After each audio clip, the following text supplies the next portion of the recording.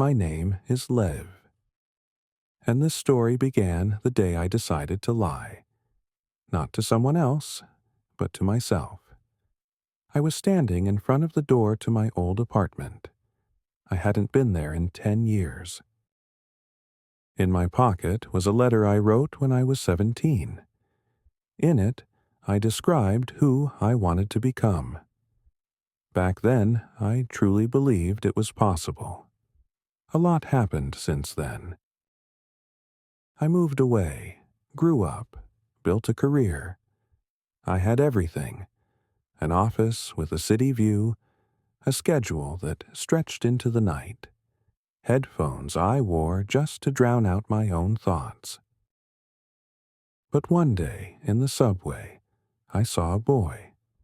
He was sitting on the floor, drawing with chalk, right there on the tiles.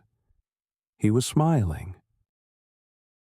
And in that moment, I remembered myself, the real me, too alive to stay quiet, too naive to be afraid. That evening, I opened the letter again. It was wrinkled, yellowing, but every word still fresh, like a wound. I wrote that I wanted to be a writer, that I dreamed of traveling, that I was afraid to grow up and become one of them. And I did.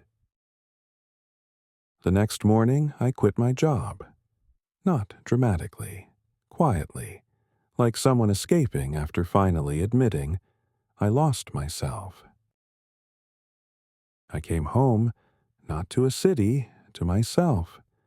I started writing again.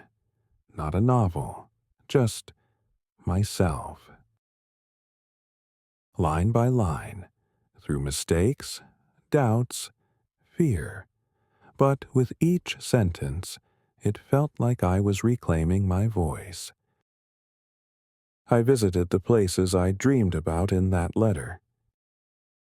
And for the first time in years, I didn't hide my phone when the sun rose. I just looked. In Georgia, I learned to be silent with dignity. In Norway, to love the silence. In Lviv, to understand why being present matters when there are no words left.